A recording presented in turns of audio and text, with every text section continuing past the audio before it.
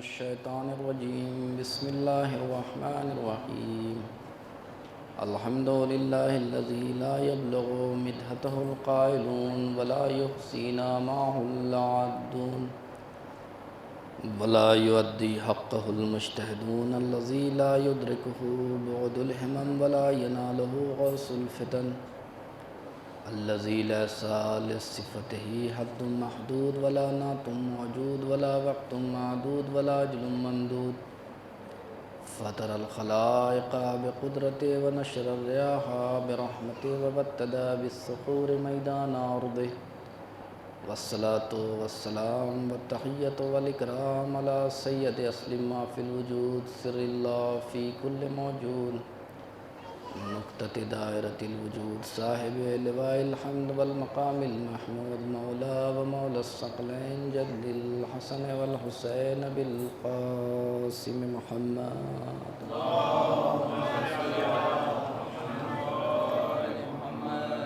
ثم الصلاة على أهل بيت الطيبين الطاهرين الذين أذهب الله عنكم رجس أهل البيت ويطهركم تطهيرا اللهم صل على محمد وآل محمد لا سيما بقية الله الأعظم روحي وأرواحنا له الفداء ولعنة الله على أعدائهم أجمعين من يومنا إلى قيام يوم الدين أما بعد فقد قال مولانا الإمام الحسن العسكري عليه الصلاة والسلام اللهم صل على محمد وآل محمد نحن حجج الله على الخلائق وأمنا فاطمة حجة الله علينا صلوات پڑھیں محمد والے اللهم صل على محمد وآل محمد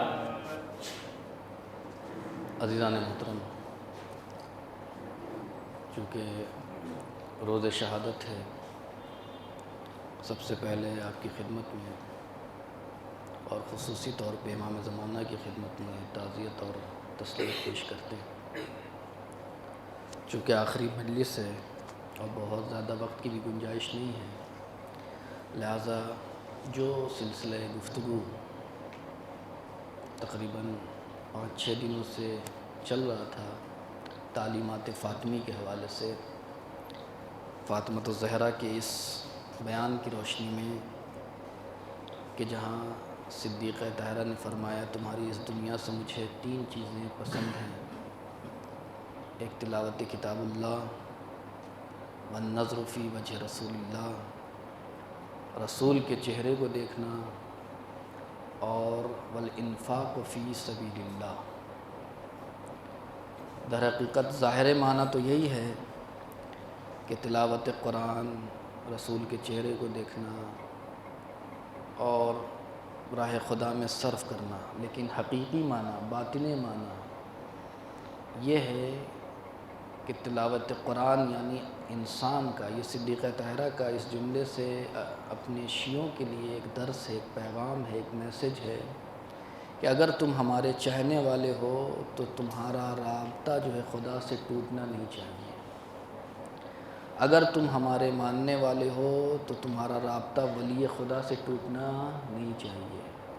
اگر تم ہمارے ماننے والے ہو تو تمہارا رابطہ بندگان خدا سے ٹوٹنا نہیں چاہیے۔ الانفاق فی سبیل اللہ کا معنی اور مفہوم یہ ہے کہ بندگان خدا سے تمہارا رابطہ نہیں ٹوٹنا چاہیے۔ ایک حدیث ولایت کے حوالے سے میں نے چونکہ گفتگو چل رہی تھی اور محبت کے حوالے سے، اور میں نے ایک دن عرض کیا تھا کہ صدیقہ طاہرہ کے جو محبوب چیز ہے اس میں پیغمبر کے چہرے کو دیکھنا، تو آج ہم اگر نہیں ہیں تو پر کیا کریں؟ تو ایک تو یہ ہے کہ صلوات پڑھیں، اس حوالے سے ایک حدیث ہے، اس کے بعد یہ آخری ٹکڑا جو فرمایا الانفاق فی سبیل اللہ، اس کے ذیل میں تھوڑی سی گفتگو اور اس کے بعد مسائل انشاءاللہ بیان کروں گا جلدی جلدی۔ ایک کہ پیغمبر اسلام سے یہ روایت ہے کہ پیغمبر اسلام نے جناب جعفر اور جناب حمزہ کو خواب میں دیکھا۔ خواب میں دیکھا کہ دونوں بہشتی غذا کھا رہے ہیں، اور بہشت میں غذا کا مرحلہ یہ ہے کہ وہاں یہ نہیں ہے کہ جو چیز ہے ایک درخت سے آپ نے خواہش کی کہ کاش یہ سیب ہوتا تو وہ سیب ہو جائے گا، اس طریقے کا جو تو کھانا کھا رہے تھے دونوں. بہت مختصر اس روایت کو تفصیل ہے، لیکن میں جس پوائنٹ کے لیے آنا چاہ رہا ہوں، تو پیغمبر اسلام نے کہا یہ بتائیے کہ وہاں سب سے زیادہ کس چیز کی اہمیت ہے، ویلیو کس چیز کی اہمیت کی، جو اس دنیا میں تم نے عمل انجام دیا، سب سے زیادہ ویلیو کیا ہے، کس چیز کی ہے؟ تو دونوں نے ایک جملہ کہا، وجدنا افضل الاعمال. ہم اس دنیا میں جب آئے، اس دنیا یعنی مادی دنیا کو گزار کے آخرت کی منزل میں آئے، جناب جعفر نے بھی. اور اب یہ آپ دیکھیں پیغمبر کا خواب سچا ہوتا ہے، یہ ہماری طرح خواب نہیں ہے. میں نے کہا کہ اگر انسان کی زندگی سچی ہوتی ہے تو اس کا خواب بھی سچا ہوتا ہے. چونکہ ہماری زندگی جھوٹ پہ گزر رہی ہے، تو ہمارا جو ہے ہمارے خواب کی کوئی قدر و قیمت نہیں. لیکن انبیاء صلحاء یہ خواب ان کا سچا ہوتا ہے، تو انہوں نے جو دیکھا وہ سچا ہی ہے، اور اس میں بالکل ذرہ برابر بھی ڈاؤٹ اور شبہ نہیں ہونا چاہیے، شک نہیں ہونا چاہیے. تو انہوں نے جعفر حمزہ دونوں نے کہا وجدنا افضل الاعمال، کہ ہم نے اس دنیا میں آخرت کی منزل میں کون سا عمل سب سے زیادہ افضل پایا. وہ 3 چیزیں ہیں. سب سے پہلی چیز الصلاۃ علیک، آپ پر صلوات.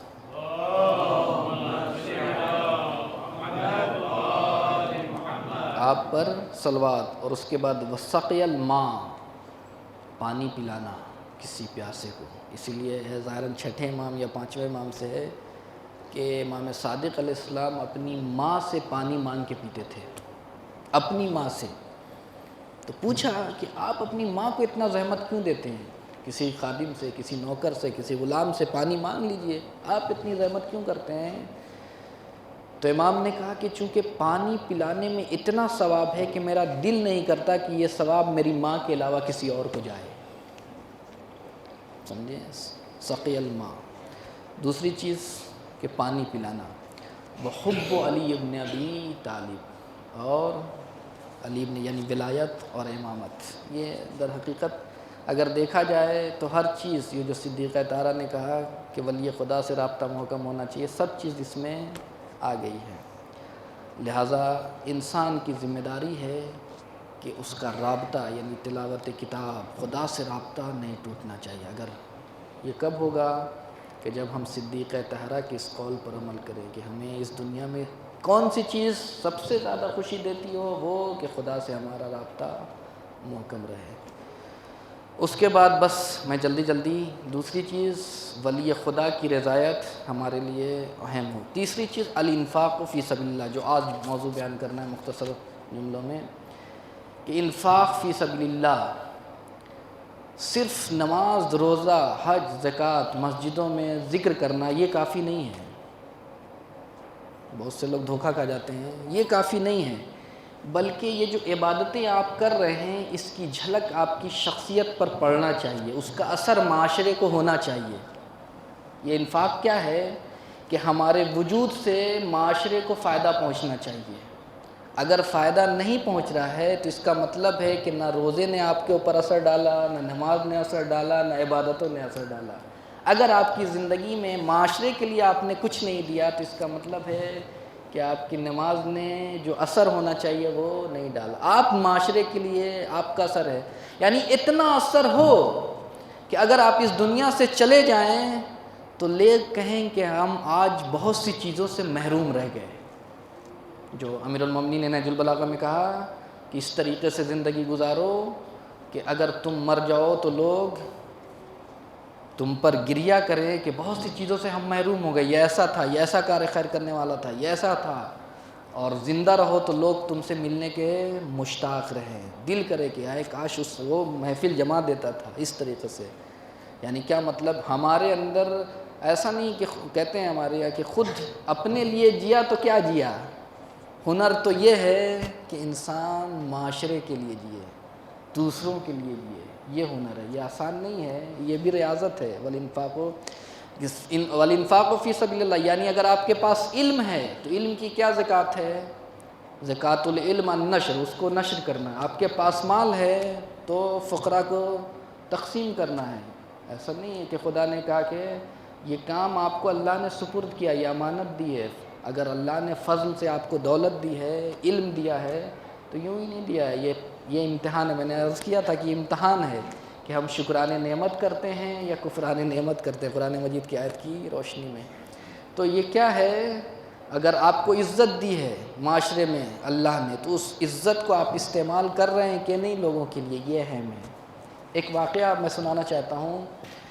مرحوم محدث نوری، عظیم شخصیت اور صاحب کتاب مفاتیح الجنان شیخ عباس قمی کے استاد، آپ سمجھ سکتے ہیں جیسے ایسے شاگرد جس نے دنیا کے حوالے کی، خود اس کی شخصیت کیا ہوگی.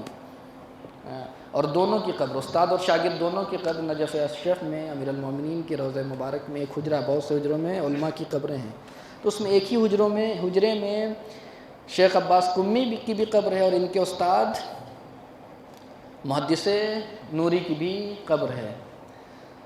وہ کہتے ہیں کہ 80 سال سے زیادہ کے ہو گئے تھے، لیکن دیکھیں کہتے تھے کہ کوئی بھی آتا تھا تو کمر پکڑ کے اٹھتے تھے اور کہتے چلو ٹھیک ہے. ہوتے ہیں کچھ لوگ ہوتے ہیں معاشرے میں واقعاً کہ ان کا وجود جو ہے معاشرے کے لیے خیر ہوتا ہے. اس بجمرہ میں بھی بہت سے ایسے ہیں لوگ کہ جنہوں نے اپنی پوری زندگی صرف کر دیا دوسروں کے لیے. ہیں لوگ، ایسی بات نہیں ہیں، میں جانتا ہوں، میں نام نہیں لوں گا، سب آپ جانتے ہیں کہ ایسے ہیں جنہوں نے اپنا وجود صرف کر دیا دوسروں کے لیے. اب اپنی فکر نہیں ہے، اپنے کھانے کی فکر نہیں ہے، اپنے رہنے کی فکر نہیں ہے، ساری آسائشوں کو چھوڑ کے اپنا وجود صرف کر دیا. کہ وہ ایسے ہی تھا کہ انہوں نے کیا کیا کہ جو بھی آتا تھا، ایک آیا انسان کہ حاجی آغا فلاں جگہ میری مشکل ہے فلاں شخص سے، لیکن آپ کی عزت اور آبرو اس کے سامنے بہت ہے، رسپیکٹ بہت کرتا، اگر آپ چلیں اور کچھ بول دیں تو میرا مسئلہ حل ہو جائے گا. کہا چلو. آپ سوچیں 85 سال کی عمر، کمر پکڑ کے چلنا. ہم اور آپ کیا کرتے ہیں، تم سے مطلب، ہمیں کیا مطلب، تم جب کرنے آئے تھے تو کیا مجھ سے پوچھ کے گئے تھے. یہ ہوتا ہے یہ نہیں جواب ہمارے یہاں. لیکن وہ محدث نوری جب وہ گئے، ہر مسئلہ حل ہوا، اس کے بعد لوگوں نے ان سے پوچھا، ان کے جو آس پاس کے لوگ تھے، کہ یہ بتائیے اتنی عمر میں آپ کیوں چلے جاتے ہیں سب کے کام آنے کے لیے. اب جو انہوں نے کہا یہ جملہ ہمارے لیے، وہ کہتے ہیں کہ میں متخصص ہوں، اسپیشلسٹ ہوں رجال میں اور علم حدیث میں. روایتیں جس نے پوری زندگی اہل بیت، اس لیے وسائل الشیعہ ایک کتاب ہے، تقریباً 100 ویلیوم سے زیادہ، 120 ویلیوم ہے ظاہراً، شیخ خر عاملی جن کی قبر مشہد مقدس میں امام رضا کے روضے کے اندر ہے صحن میں. اگر آپ گئے ہوں گے تو میں نام اس لیے لے لیتا ہوں تاکہ آپ جائیں کبھی زیارت کے لیے تو علماء کی قبر کی طرف جائیں، اس لیے کہ انہوں نے اپنی پوری زندگی اہل بیت کی زندگی کے اعتبار سے گزاری ہے. پہلے ان سے توسل کریں پھر امام رضا کے پاس جائیں، پہلے ان سے توسل کریں پھر امیر المومنین کے پاس جائیں. یہ باب امیر المومنین ہے، باب امام رضا ہے. لہٰذا انہوں نے اپنی پوری زندگی ان کی کتاب کو مرتب کیا، وسائل الشیعہ کو. آج کوئی مجتہد بن ہی نہیں سکتا، مولانا موجود ہے، جب تک وسائل الشیعہ سے استفادہ نہ کرے. اس کو مرتب کیا انہوں نے، اور اس کے بعد جو کمی رہ گئی تھی مستدرک الوسائل کے حوالے سے انہوں نے کتاب لکھی. یہ شیخ نوری تو وہ کہتے کہ میں متخصص ہوں اس فیلڈ میں، یعنی علم حدیث میں، علم رجال میں. اور میں نے جب ساری روایتیں اہل بیت کو پڑھا، یعنی جس کے سامنے اہل بیت کی ساری روایتیں موجود ہیں، جس کی آنکھوں کے سامنے، وہ کہتا ہے کہ میں نے جب روایتوں کو دیکھا تو پہلے میرا گمان یہ تھا کہ مستحبات میں جو سب سے خوبصورت عمل ہے کہ اگر مثلاً سارے مستحبات کو نچوڑا جائے، یعنی پھول کی شکل میں ہو سارے مستحبات اور اس کو نچوڑا جائے اور سارے خوشبو ایک جگہ جمع ہو جائے، اور تو وہ کیا چیز ہے، وہ زیارت امام حسین. یعنی اگر وہ ہے زیارت امام حسین، تو میں سمجھتا تھا کہ سب سے پہلے جو سب سے اہم مستحبات ہے وہ ہے زیارت امام حسین.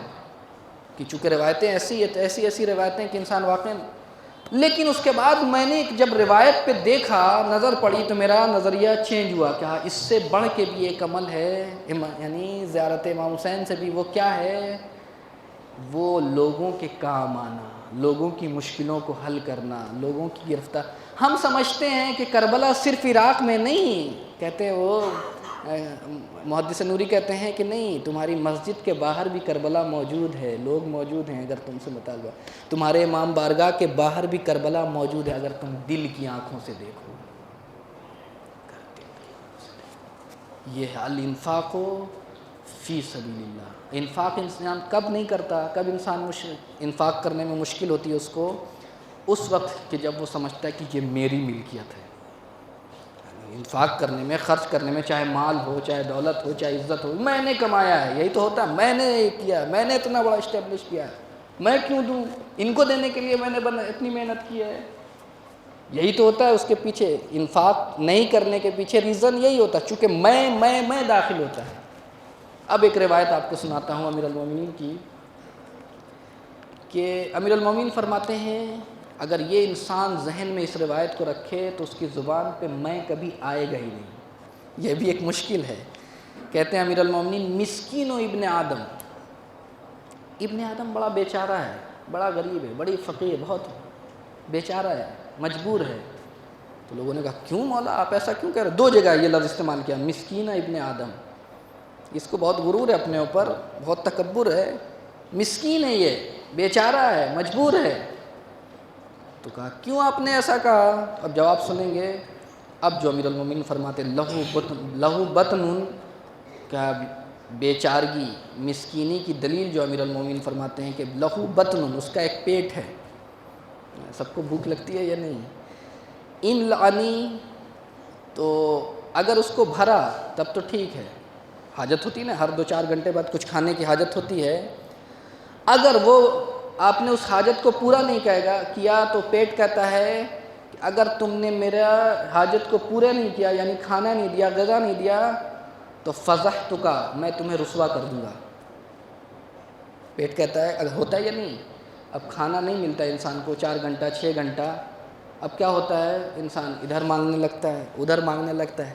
یہ رسوائی تو ہوا کہ اگر اس کی ضرورت کو، پیٹ کی ضرورت کو آپ نے پورا نہیں کیا، غذا نہیں دیا، تو انسان کہتا ہے کہ اگر تم نے ضرورت میری پوری نہیں کیا، پیٹ کہتا ہے انسان سے، تو میں تمہیں رسوا کر دوں گا۔ اور جیسے ہی پیٹ بھرا تو کہا فوراً خالی کرو، اگر خالی نہیں کرو گے تو پھر میں تمہیں رسوا کر دوں گا۔ ہے یا نہیں؟ کھانا کھایا، اگر نہیں کیا تو پھر میں تمہیں رسوا کر دوں گا۔ اب یہ تفصیل آپ خود سمجھ سکتے ہیں۔ اس کے بعد جو جملہ ہے فرغنی وَإِلَّا فَضَحْتُكَ، پہلے کہا کہ بھرو، اگر نہیں بھرو گے تو میں تمہیں رسوا کروں گا، پھر کہا بھر گیا تو کہا اب خالی کرو، نہیں کرو گے تب تمہیں میں رسوا کروں گا۔ وَهُوَ أَبْدًا بَيْنَ فَضِيحَتَيْنِ، انسان کیا ہے؟ ان 2 رسوائیوں کے بیچ زندگی گزار رہا ہے، اس لیے مسکین ہے۔ اس کے بعد ایک اور کہا، ایک جملہ اور ہے، مسکین و ابن آدم۔ پھر دوسری جگہ جو امام علی فرماتے ہیں مسکین ہے، بیچارہ ہے، یا بہت غرور ہے، اسے بہت تکبر ہے، اس نے اپنے وجود کو نہیں سمجھا۔ اگر اپنے وجود کو سمجھتا تو کبھی یہ میں کی لفظ اس کی زبان پہ جاری نہ ہوتا۔ کہتے ہیں کہ اولہ نطفہ، وہ اس نے اپنے ابتدا کو نہیں پہچانا، کیا ہے؟ نطفہ، نطفۃ قذرہ، کہ جس کا ذکر بھی خلاف مجلس ہے، آداب مجلس کے خلاف ہے۔ وآخرہ جیفا، اور آخرت جب اس دنیا سے روح نکل گئی تو مردار ہے۔ چاہنے والے 2-4 گھنٹہ تک تو برداشت کر سکتے ہیں، لیکن اس کے بعد آپ اگر جنازہ رکھا جائے اتنا بدبودار ہو جاتا ہے کہ کوئی برداشت نہیں کر سکتا اگر قبر میں نہ رکھا جائے۔ انہی دونوں گندگیوں کے بیچ میں وہ اکڑ رہا ہے، تو اس سے بڑا کون ہے؟ تو مسکین نہیں تو اور کیا ہے؟ تو لہٰذا یہ کب ہے کہ اگر انسان اپنے پاس جتنی بھی صلاحیتیں، چاہے دولت کی شکل میں، چاہے علم کی شکل میں، جس طریقے کی بھی صلاحیت موجود ہے، اگر اس کو امانت الہی سمجھے گا تو کبھی انفاق کرنے میں اس کا دل جو ہے پریشان نہیں ہوگا۔ یہ کب پریشان ہوتا ہے؟ کہ جب وہ اس کو سمجھتا ہے کہ یہ میرا مال ہے، یہ میری ملکیت ہے۔ در حقیقت جو ہے جب اس کی زندگی میں خدا نہیں ہوگا تو یہ تمام چیزیں آئیں گی۔ لہٰذا صدیق طاہرہ نے کہا والانفاق فی سبیل اللہ، اور انفاق ہم سمجھتے ہیں کبھی کبھی ہوتا ہے چندہ لینے جب جاتے ہیں مسجد کے لیے، مجلس کے لیے، تو صبح صبح اگر کسی کے گھر پہنچ گئے، دے تو دے گا اس لیے کہ سوسائٹی مینٹین کرنا ہے، اگر نہیں دیا، کبھی کبھی اس نیت سے بھی دیا جاتا ہے کہ اگر نہیں دیا تو لوگ کیا کہیں گے، لوگ کیا کہیں گے، اس پہ بہت زیادہ فوکس ہوتا ہے۔ لیکن دے تو دیتا ہے $100 $200، جب چلا جاتا ہے لینے والا چندہ لے کے تو کہتا ہے کہ آج میرا لاس ہو گیا صبح ہی صبح۔ یہ کیا ہے؟ انفاق کو ہم نے، اور اسی لیے ہے سیرت میں پیغمبر اسلام نے ایک دن ذبح کیا جانور کو، سب کچھ تقسیم کر دیا، ایک ران کا حصہ بچا ہوا تھا، تو ام المومنین عائشہ سے پوچھا یہ بتاؤ کہ کیا بچا؟ کہا بچا کیا، سب تو لٹ گیا۔ آج ہوتا ہے یا نہیں، جب ہم قربانی کرتے ہیں بقرعید میں تو یہ کباب کے لیے رکھ دیجئے، یہ بریانی کے لیے گوشت ہے، یہ فلاں کے لیے ہے، تو یہی ہے۔ اور عورتیں زیادہ ہے، بہرحال معاف کریں کہ کہا بچا کیا، بچا کیا، سب تو آپ نے لٹا دیا، سب تو قربان کر دیا، بچا بس یہی ہے، یہ چھوٹا سا ٹکڑا۔ تو کہا نہیں، تم نے غلط سمجھا، بچا یہی بچا ہے، سب تو برباد ہو گیا۔ یہ جو بچا ہوا ہے در حقیقت یہی برباد ہوا ہے، ورنہ جتنا ہم نے بانٹا وہ باقی رہ گیا ہے۔ جو خدا کی راہ میں دے دیا جائے وہ کبھی ختم نہیں ہوتا، وہ کبھی ختم نہیں ہوتا۔ اسی لیے اور امیر المومنین کی سیرت میں بھی، اب میں ایک صلوات پڑھیں محمد وآل محمد پہ۔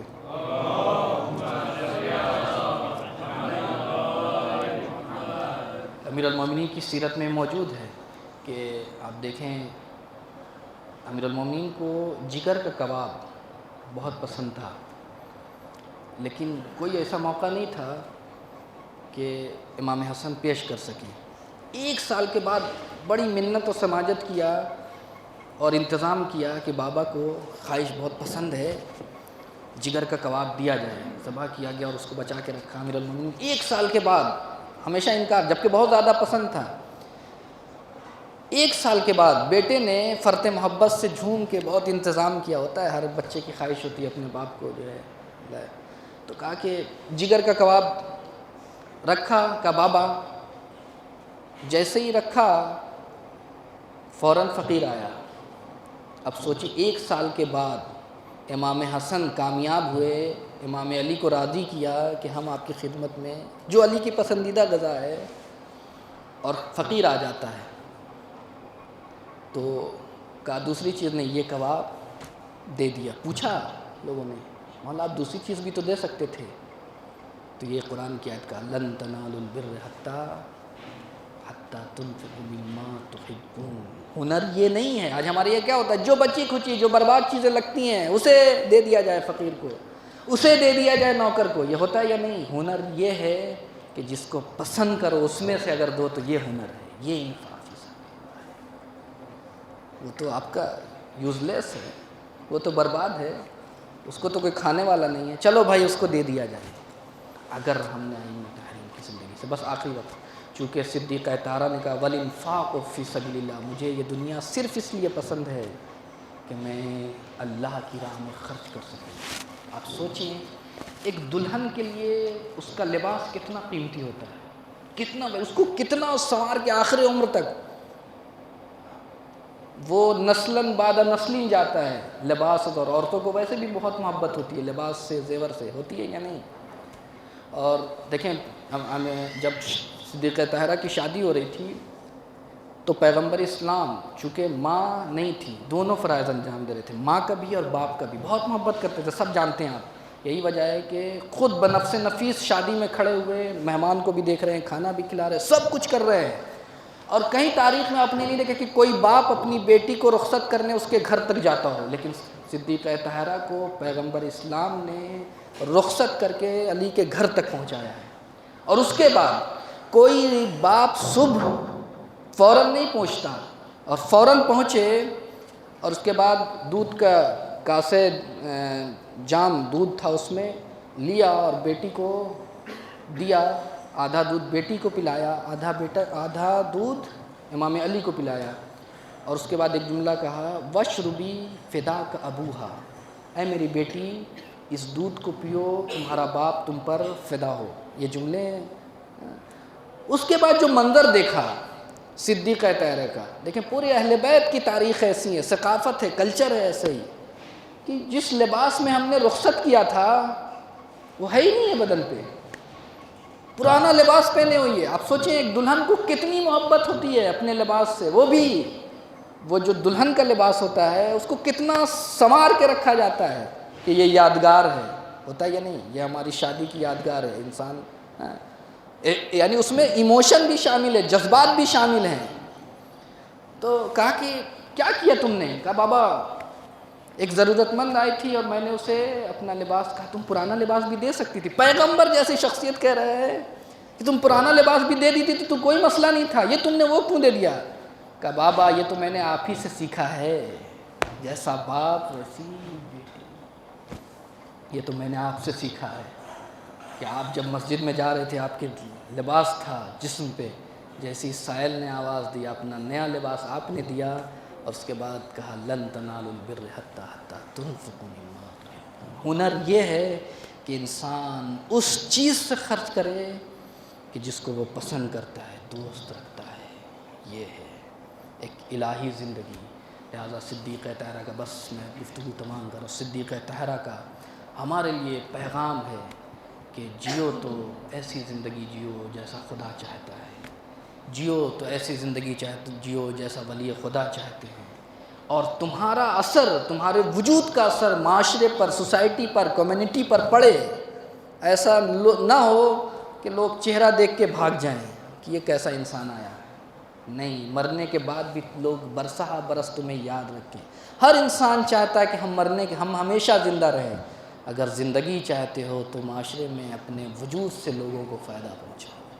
یہ پیغام ہے صدیقہ طاہرہ کا، یہ میسج ہے کہ اگر ہم نے اس مجلس سے اس میسج کو حاصل کر لیا تو یہ ہماری مجلس کامیاب ہے۔ ہاں عزیزو، اہل بیت ایسے ہی ہے، بس تو اس لیے سب کی تاریخ ایسے ہی ہے، حسین ابن علی کی تاریخ، امام علی کی تاریخ، صدیقہ طاہرہ کی تاریخ ایسے ہی ہے کہ اپنے اوپر اگر سائل آ جاتا ہے تو اپنی بھوک کا خیال نہیں کیا جاتا، اپنا پیٹ نہیں بھرا جاتا، بلکہ اسے دے دیا جاتا ہے۔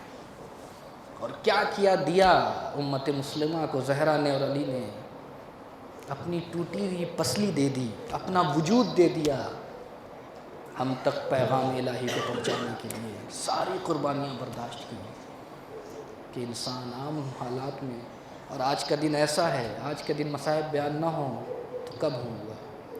اور آج میں زہرا کی مصیبت بیان نہیں کروں گا، آج علی کی مظلومیت بیان کروں گا کہ علی کے اوپر کیا گزر گئی عزیزوں، علی کے اوپر کیا گزر گئی زہرا کی مصیبت، علی کے لیے کتنا سخت تھی زہرا کی مصیبت کہ راوی کہتا ہے کہ جنگ صفین تقریباً زہرائے مرضیہ کی شہادت کے 25 سال کے بعد علی واپس پلٹ رہے ہیں تو ابن عباس نے کہا کہ مولا خضاب زینت ہے، یہ آپ کی داڑھی سفید ہو گئی ہے، خضاب کیوں نہیں لگاتے؟ اب ایک جملہ یہاں پہ رک کے میں کہنا چاہتا ہوں، ایک روایت امام صادق سے ہے کہ پوچھا امام صادق سے کسی نے کہ پیغمبر اسلام، آپ کے جد اعلیٰ پیغمبر اسلام کی عمر بھی 63 سال تھی، لیکن تاریخ نے نقل کیا کہ داڑھی کے صرف 17 بال سفید ہوئے تھے، لیکن آپ کے جد امیر المومنین بھی تھے، انہوں نے بھی 63 سال زندگی گزاری، لیکن سر اور داڑھی کے پورے بال سفید ہو چکے تھے، علی ضعیف ہو چکے تھے، بوڑھے ہو چکے۔ آخر وجہ کیا ہے؟ ایک مرتبہ سر کو پیٹا، کہا کہ وجہ یہ ہے کہ پیغمبر نے ناموس کی بے حرمتی نہیں دیکھا تھا، لیکن علی نے ناموس کی بے حرمتی دیکھا جو علی کو بوڑھا کر گئی۔ سنیں گے عزیزو، کہتے ہیں جب سنا ابن عباس نے کہا کہ مولا آپ کیوں نہیں خضاب لگاتے؟ خضاب تو مرد کی زینت ہے۔ 25 سال کے بعد زہرا کی مصیبت پہ کہتے ہیں کہ نحن القوم فی المصیبہ، ہم وہ ہیں، ہم ابھی عزادار ہیں، زہرا کی مصیبت میں 25 سال کے بعد۔ آپ سوچیں وہی غم جو صدیقہ طاہرہ نے کہا تھا کہ میرے بابا کے مرنے کے بعد، ہر انسان کے مرنے کے بعد جو ورثہ ہوتے ہیں ان کے غم میں کمی آتی ہے، لیکن میرے بابا کے مرنے کے بعد میرے غم میں روز بروز اضافہ ہوا ہے۔ وہی علی کا حال ہے۔ آج علی، میں ایک جملہ کہوں، آج وہ دن ہے کہ آج جب سورج نکلا ہے تو علی صرف اور صرف تنہا ہے، کوئی گفتگو کرنے والا نہیں ہے۔ آج وہ دن ہے کہ جب علی اب کنویں میں منہ ڈال کے بات کریں گے، کون ہے ہمراز، کون ہے ہمدم؟ ہاں عزیزو، یہی وجہ ہے کہ مورخین نے لکھا کہ علی اصبر الصابرین، روایت میں امام صادق نے بھی فرمایا اصبر الصابرین، اول مظلوم، امام ہادی نے فرمایا کون علی جو فاتح خیبر خندق تھا؟ ہم نے کہیں بھی علی کو بکھرتے ہوئے نہیں دیکھا، لیکن چند جگہ علی بکھر گئے اور زمین پہ منہ کے بل گر پڑے۔ ایک مقام، پہلا مقام یہ ہے کہ پیغمبر اسلام علی سے وصیت کر رہے ہیں اور کرتے کرتے کہتے ہیں کہ علی میرے بعد تمہارے حق کو چھینا جائے گا، کیا تم صبر کرو گے؟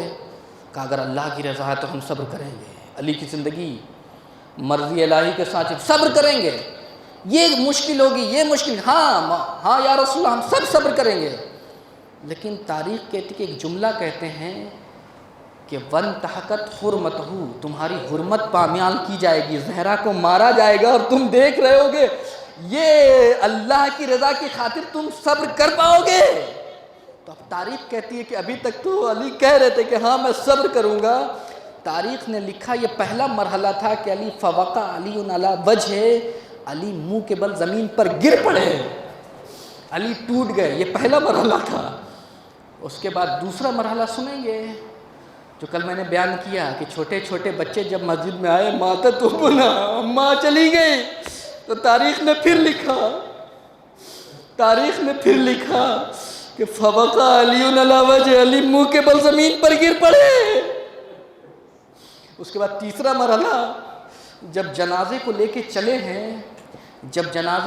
چلے ہیں تو سنا ہوگا آپ نے جملہ کہ سارت کل خیال، فاطمہ الزہرا اتنی کمزور ہو گئی تھی کہ سائے کے مانند ہو گئی۔ ائمہ معصومین میں دو ایسی شخصیت ہیں جس کے لیے یہ دو جملہ ملتا، سارت کل، گوشت جس میں بچا نہیں تھا، ایک امام موسیٰ کاظم تھے، ایک فاطمہ الزہرا تھی، لیکن ہاں امام موسیٰ کاظم کے بارے میں یہ تو ہے کہ 4 مہینہ آپ قید و بند کی مصیبتیں برداشت لیکن زہرا کے ساتھ امت نے کیا کیا کہ سارا کل خیال۔ اب چلتے ہیں، اب سوچیں عزیزو، زہرا کے جنازے کو لے کے چلے، یہ وہ مرحلہ تھا کہ علی برداشت نہ کر پڑے، لے کے جب چلنا چاہتے ہیں تو علی فوقع علی علی وجہ، علی منہ کے بل زمین پر گر پڑے۔ اور اس کے بعد جب لے کے جنازہ قبر کے پاس جب دیکھا کہ قبر تیار ہے، اب علی، آپ سوچیں، اب یہاں پہ احساسات ہیں، جذبات ہیں، الفاظ میرے پاس نہیں ہیں، اب اس کو محسوس کریں کہ ایک عورت کو جب دفن کیا جاتا ہے تو کم سے کم کتنے محرم کی ضرورت ہوتی ہے؟ 3 سے 4 5 ہونا چاہیے یا نہیں؟ ایک اکیلا انسان کیسے دفن کرے گا ایک عورت کو؟ کیسے دفن کرے گا؟ اب یہی کیفیت علی کی ہے، جنازہ ہاتھوں میں ہے، جنازہ تابوت زہرا ہاتھوں میں ہے۔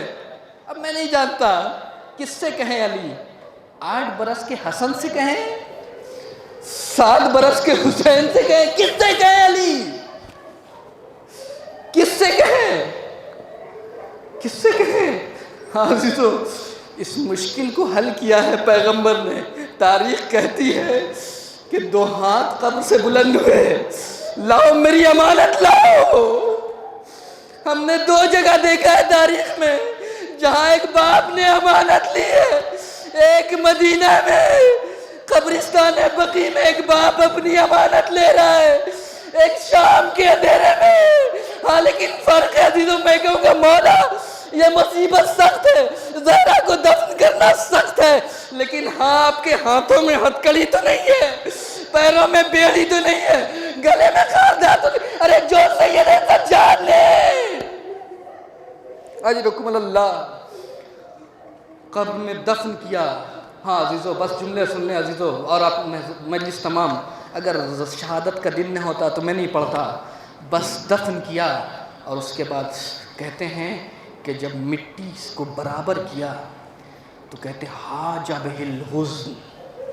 ابھی تک ہوتا ہے ہمارے یہاں بھی کہ جب تک جنازہ گھر میں ہوتا ہے تو جو وارث ہوتا ہے، جو ولی ہوتا ہے، وہ ان امور میں مشغول ہوتا ہے کہ کیسے دفن کرنا ہے، کیسے کفن پہنانا۔ علی کے ساتھ بھی یہی تھا، ابھی چھوٹے چھوٹے بچوں کو دیکھ رہا ہے، ابھی بھی اسے امید ہوتی ہے، کچھ دل بھرا، لیکن جب جنازہ رخصت ہوتا ہے تو گریا، کتنا گریا کرتے ہیں ورثہ۔ یہی حال کیفیت ہے کہ جب دفن کر چکے تو اب تاریخ کہتی ہے کہ فوقع علی، یہ آخری مرتبہ ہے، فوقع علی علی قبر فاطمہ، علی منہ کے بل قبر فاطمہ پر گر پڑے۔ علی منہ کے بل قبر فاطمہ پہ گر پڑے اور اس کے بعد سنیں گے وَحَاجَ بِهِ الْحُزْنُ، پوری کائنات کا غم علی کے سینے میں اتر آیا۔ روایت کے جملے وَحَاجَ بِهِ الْحُزْنُ، ابھی تک تو خاموش تھے، بچوں کو سمجھا رہے تھے، لیکن جب سیدہ کو دفن کیا وَحَاجَ بِهِ الْحُزْنُ، پوری کائنات کا غم مصیبت علی کے سینے میں امڈ آیا۔ اب علی ہے کیا کرے، کس سے مدد مانگے؟ قرآن نے کہا وَاسْتَعِینُوا بِالصَّبْرِ وَالصَّلَاةِ، علی بیٹھ گئے قبر فاطمہ پہ، 2 رکعت نماز پڑھی، آج کی جاری ہو گئے، پروردگار میرے صبر جواب دے رہا ہے، میرا صبر جواب دے رہا ہے، میں کیا کروں؟ اور یہاں پہ کچھ گفتگو ہے ایک خدا سے، ہے میرے خدا یہ تیری کنیز ہے جو تیری بارگاہ میں آ رہی ہے۔ ایک قبر سے خطاب کیا ہے، مٹی اے قبر، اور یہ وجود نازنین اس نے بہت مصیبتیں اٹھائی ہیں، اس وجود کو سنبھال کے رکھنا، یہ رسول کی امانت ہے۔ اور اس کے بعد اب کس سے شکوہ کرے؟ ابھی چھوٹے چھوٹے بچوں کے سامنے کیسے شکوہ کرے؟ لیکن ہاں رسول سے خطاب کرتے نہج البلاغہ موجود ہے۔ ایک مرتبہ جیسے ہی حزن اور غم امنڈا، ایک مرتبہ علی نے کس کو خطاب کیا؟ السلام علیک یا رسول اللہ انی وابن اوانی ابنتک النازلہ، اے رسول اللہ، اے رسول اللہ میرا سلام قبول کرے اور اپنی بیٹی کا بھی سلام کرے، اور وہ بیٹی جو آپ کے پاس بہت جلدی پہنچ گئی، ابھی یہ حق نہیں تھا زہرا کا، ابھی تو 18 سال دیکھا تھا۔ سنیں مولا کی مصیبت، مولا کی زبانی، اور اس کے بعد کہتے ہیں کہ لقد استرجعت الودیعہ، آج امانت لوٹا دی گئی، وَأُخِذَتِ الرَّهِنَ، اے رسول اللہ آج میں یہ قیمتی امانت جو آپ نے دی تھی میں پلٹا رہا ہوں، وَأُخْتَلَسَتِ الزَّهْرَا۔ سنیں گے یہ جملہ کتنا درناک ہے، میرے لوگ کہتے ہیں زہرا کو مجھ سے چھین لیا گیا، زہرا سے مجھے چھین لیا گیا، زہرا کو مجھ سے چرا لیا گیا۔ اور اس کے جملہ سنیں گے جو امام نے فرمایا کہ لقد استرجعت، بس آخری جملہ عزیزو، لقد استرجعت الودیعہ، آج امانت پلٹائی۔ یہ جملہ کیوں کہا؟ علی کو 9 سال پہلے کا واقعہ یاد آیا کہ جب شادی کا دن تھا، زہرا مرضیہ کو جب رخصت کرنا چاہتے ہیں پیغمبر، تو ایک مرتبہ زہرا کا ہاتھ علی کے ہاتھ میں دیا، کہا سنو اے علی سنو، یہ کوئی معمولی شخصیت نہیں ہے، ہذہ ودیعۃ اللہ، یہ اللہ کی امانت ہے، ہذہ ودیعۃ رسول اللہ، یہ رسول اللہ کی فحفظہ، اور اس کی حفاظت کرنا ہے تمہیں علی، اور مجھے یقین ہے کہ تم اس کی حفاظت کرو گے۔ اس جملے کا مطلب سمجھے کہ مجھے یقین ہے کہ تم حفاظت کرو گے۔ عزیزو میں یہی کہتا ہوں، یہ جملہ عزیزو درناک ہے۔ اب یہی علی کہنا چاہتے ہیں کہ آج امانت پلٹائی جا رہی ہے، لیکن میں امانت کی حفاظت نہ کر سکا۔ اب میں نے حفاظت کیا، لیکن اگر میں اتنی حفاظت نہ کرتا تو نہ جانے امت کیا حال کرتی۔ اور اس کے بعد ایک مرتبہ علی نے کہا کہ آپ نے امانت دی تھی، آپ نے امانت دی تھی تو صحیح و سالم تھے، لیکن آج جب لقد استرجعت الودیعہ، جب میں پلٹا رہا ہوں تو علی بہت شرمندہ ہے۔ جب آپ نے امانت دی تھی تو پسلیاں ٹوٹی ہوئی نہیں تھی، بازو سالم تھے، لیکن جب میں واپس پلٹا رہا ہوں تو بازو ٹوٹے ہوئے ہیں، سینے کی ہڈیاں ٹوٹی ہوئی ہیں، پسلیاں ٹوٹی۔ یا رسول اللہ ہمیں معاف کرنا۔ انا للہ